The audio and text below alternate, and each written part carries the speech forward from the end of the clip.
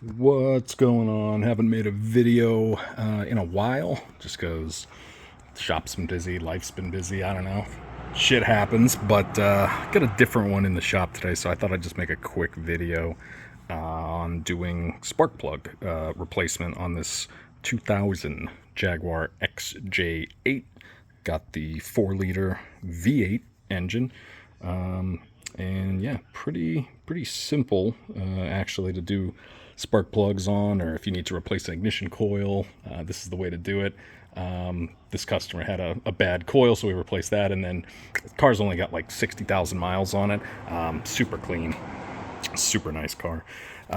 Never had the plugs done really, so he just wanted to do that as a maintenance thing. They're normally 100,000 miles, but when your car's 26 years old and you've only put 60,000 on it, it's probably a pretty good idea to replace them. They don't expect them to last for 25 years. So that's what we are doing here. So let's get right into the Jag. So a couple things here. I've already pulled all the plugs on it, but I'll kind of go through that process as well. Just wanted to show these are the factory plugs. I'll link it below in the comments. IFR 5N10 or stock number 7866 NGK Iridium plugs. These are the factory plugs. You'll notice on these ones that came out of it, that is the number. Except for this guy. Somebody has been in here before, probably to fix a misfire, and they put this guy in, which is not the factory plug, and it's not at all the right gap. See if I can get that to focus. Kind of tough to get a focus on this guy, but I'll try to show you there. If it'll focus, it won't. All right, but you can kind of see there, compared to some of these other guys, that one's looking pretty blown out. So that could have been giving them a little issue as well. But this is the factory plug, the NGK plugs. I wouldn't recommend using anything else. Generally, NGKs are the best plugs for everything, but whatever the factory plug is, I always recommend using that. You'll need a nice 5/8 spark plug socket. This is a deep one. It helps. Not necessary. You can just use some more extensions to cut up the slack if you got one that's, about yay length. And a ratchet. And then I'll show you the coil removal procedure. Same on both sides. Passenger side's got some stuff that's got to come out of the way first, but still pretty straightforward. Now, either side you do, there's going to be this cover, ignition coil cover, that sits over the cover, or the coils, I should say. Couple bolts on the top, 3 on the top, 3 on the bottom, all 7 millimeters. So you can zip those out of there. It's going to expose the coils. The coils all are held in with 2 7-millimeter bolts as well.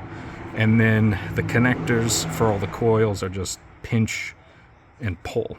You actually don't have to, if you don't want to, remove the coils, or the connector from the coils. You can undo the bolts, pull them up out of the way. These covers it's the identical thing on the other side. So I'll show you kind of what I mean on that. This one's already put back together, but let me show you what I'm talking about. So as I say, the coils themselves, don't have to disconnect them. You can leave them all connected. The wiring will kind of fall into suit. There's a little retaining clip here that is going to snap in there. There's also going to be one on this end here. Like I said, very similar. The only difference on the passenger side is you're gonna have to remove this air intake tube.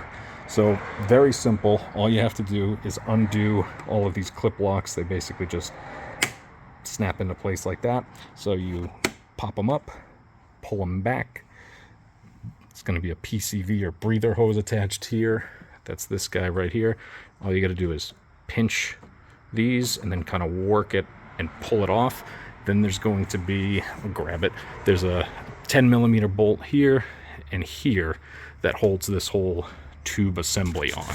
Once that's removed, this will pull out, this will come up and off, as will this whole unit. Just unplug here and it's all removed.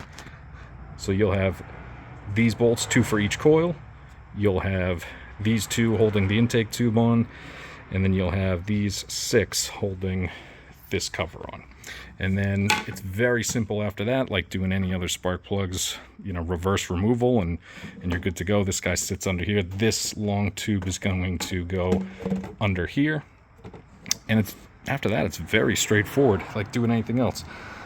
Remove the plugs, install the new ones. You don't need anti-seize. You don't need anything really other than that. So hope this helps you guys out.